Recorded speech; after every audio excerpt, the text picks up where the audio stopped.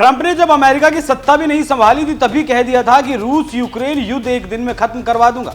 राष्ट्रपति बने, युद्ध रुकवाने की दिशा में काम भी किया, लेकिन ट्रंप तो ठहरे व्यापारी, यहां भी पैसा बनाने की सोच ली। दरअसल ये तो आपको पता ही है कि अमेरिका के पैसे पर ही यूक्रेन ने रूस को ललकारा था। ट्रंप के मुताबिक अमेरिका अब तक यूक्रेन को $350 बिलियन की मदद कर चुका है। तो जब तक बाइडेन सरकार में थे तब तक तो ये मदद थी, और जब ट्रंप आए तो ये रकम लोन में तब्दील कर दी गई, और अब ट्रंप ये पैसा वसूलना चाहते हैं। तो पैसा तो यूक्रेन के पास है नहीं, अब पैसा कैसे वसूला जाए? तो ट्रंप ने यूक्रेन के खनिज भंडार पर नजर गड़ा ली और कह दिया कि उस पैसे के एवज में जो तुम्हारे देश में खनिज भंडार है उसे मैं निकाल कर बेचूंगा, हिस्सा आधा आधा रहेगा, मतलब 50-50। अब यूक्रेन के पास भारी भंडार है जिसकी कीमत लगभग 15 लाख करोड़ रुपए आंकी जाती है। तो जेलेंस्की को भी कोई दिक्कत नहीं हुई थी, लेकिन जेलेंस्की ने कहा कि इसके बदले में हमें आपको रूस से सुरक्षित रखना होगा। लेकिन ट्रंप तो पुतिन के साथ गलबहियां करने में व्यस्त हैं, तो कैसे वो सुरक्षा दे सकते हैं? ऊपर से व्हाइट हाउस में बुलाकर जेलेंस्की को बेइज्जत भी कर दिया, कह दिया तुम्हारा अमेरिका के बिना कोई वजूद ही नहीं है। ये बात जेलेंस्की ने भी मानी, लेकिन जिस तरह से जेलेंस्की को अमेरिका में बेइज्जत किया गया उससे ट्रंप के देश के लोग ही ट्रंप के खिलाफ उतर आए और कहने लगे कि ट्रंप ने यह गलत किया है, और उससे भी ज्यादा गलत पुतिन के साथ दोस्ती करके कर दिया। एक तो अपने देश में विरोध, दूसरा ब्रिटेन ने जेलेंस्की को बुलाकर शानदार स्वागत किया, कह दिया हम तुम्हारे साथ हैं। यूरोपियन यूनियन ने भी मदद का वादा कर दिया। इसी से ट्रंप बैकफुट पर आ गए। बैकफुट पर आए ट्रंप ने सोशल मीडिया पर लिखा, हमें पुतिन के बारे में चिंता करने में कम समय बिताना चाहिए और हमें अपने देश में प्रवेश करने वाले प्रवासी बलात्कार गिरोहों, ड्रग माफियाओं, हत्यारों और मानसिक संस्थानों से आए लोगों के बारे में अधिक चिंता करनी चाहिए ताकि हमारा हाल यूरोप जैसा ना हो जाए। ट्रंप से आलोचना बर्दाश्त नहीं हुई और उन्होंने मामले को डाइवर्ट करने की कोशिश कर दी, लेकिन लोग इतने बेवकूफ तो नहीं है। लेकिन फिर भी ट्रंप का यह कहना कि हमें पुतिन की चिंता नहीं करनी चाहिए, इस बात से भले ही ऊपरी तौर पर, लेकिन जेलेंस्की को सुकून तो जरूर मिला होगा। लेकिन अमेरिका में ट्रंप का विरोध उनके देश में कम नहीं हो रहा, क्योंकि पुतिन से नजदीकी का मतलब है डेमोक्रेटिक पार्टी की छाती पर सांप लूटने जैसा। डेमोक्रेटिक सीनेटर क्रिस मर्फी ने कहा, व्हाइट हाउस क्रेमलिन का हिस्सा बन गया। ऐसा लग रहा है कि अमेरिका तानाशाहों के साथ गठबंधन करने की कोशिश कर रहा है।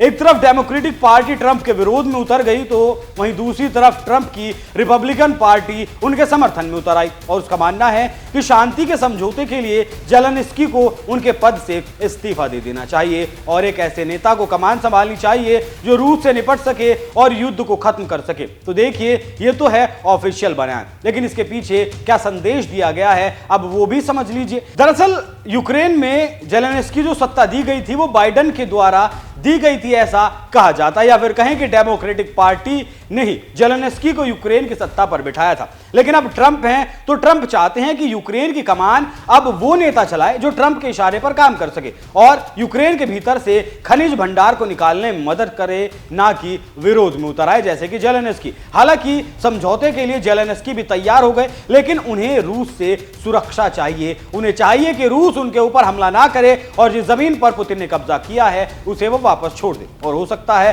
कि ट्रंप सुरक्षा देने को तैयार हो भी जाए। वहीं अब इस पूरे मामले में पुतिन का रोल भी समझ लीजिए कि पुतिन यूक्रेन को छोड़ने के लिए तैयार क्यों नहीं है। दरअसल 1991 तक सभी देश यूएसएसआर का हिस्सा हुआ करते थे, लेकिन 1991 के बाद यूएसएसआर के टूटने के बाद बहुत सारे देश बन गए, जिसमें से यूक्रेन भी एक है। और जो लोग सोचते हैं कि जेलेंस्की अगर नाटो में जाने की जिद नहीं करते तो युद्ध नहीं होता, वो सोच गलत है, क्योंकि किसी ना किसी बात को कारण बनाकर पुतिन को यह हमला करना ही था। बस अब मोहरा जेलेंस्की बन गए। पुतिन के इस कदम से यूरोप भी चिंता में है, क्योंकि यूक्रेन से पोलैंड एक देश है, छोटा सा देश है, वो अपनी सीमा साझा करता है और पोलैंड यूरोप में आता है, नाटो का भी सदस्य है। अगर किसी कारण से पुतिन यूक्रेन पर कब्जा करने में कामयाब हो गए तो पुतिन की सीधी पहुंच यूरोप तक हो जाएगी और फिर ये छोटे मोटे देश भी नहीं बचेंगे। असल में पुतिन फिर से यूएसएसआर को बनाना चाहते हैं, मतलब अपने देश का विस्तार करना चाहते हैं। पुतिन विस्तार ना कर सकें,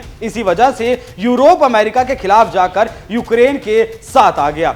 2.26 बिलियन पाउंड का लोन भी सैंक्शन कर दिया। अब आखिर में दो अहम बातें आप समझ लीजिए। पहली तो ये कि अमेरिका में सरकार कोई भी हो, वो दुनिया में अपने फेवर की सरकार चाहते हैं। उसके लिए किसी देश की सरकार बनानी हो या फिर गिरानी हो, उन्हें फर्क नहीं पड़ता, वो ठहरे व्यापारी। और दूसरा ये कि ट्रंप और पुतिन दोनों ही विस्तारवादी छवि के नेता हैं। जहां ट्रंप कनाडा को अमेरिका का 51वां राज्य बनाने की बात कर चुके हैं, ग्रीनलैंड को भी अमेरिका का हिस्सा बनने का ऑफर दे चुके हैं, पनामा को भी धमका चुके हैं, अल्टीमेटम दे चुके हैं कि पनामा की जो कैनाल है उसे हम वापस लेकर रहेंगे। और पुतिन दोबारा से यूएसएसआर बनाना चाहते हैं। तो सारी लड़ाई जमीन की है। अब देखना होगा कि ट्रंप जेलेंस्की को सुरक्षा देते हैं या नहीं, जेलेंस्की ट्रंप का समझौता मानते हैं या नहीं, या फिर ट्रंप पुतिन के साथ ही दोस्ती कायम रखते हैं, क्योंकि पुतिन ने यूक्रेन का जो हिस्सा कब्जाया है उससे खरीज निकालने का ऑफर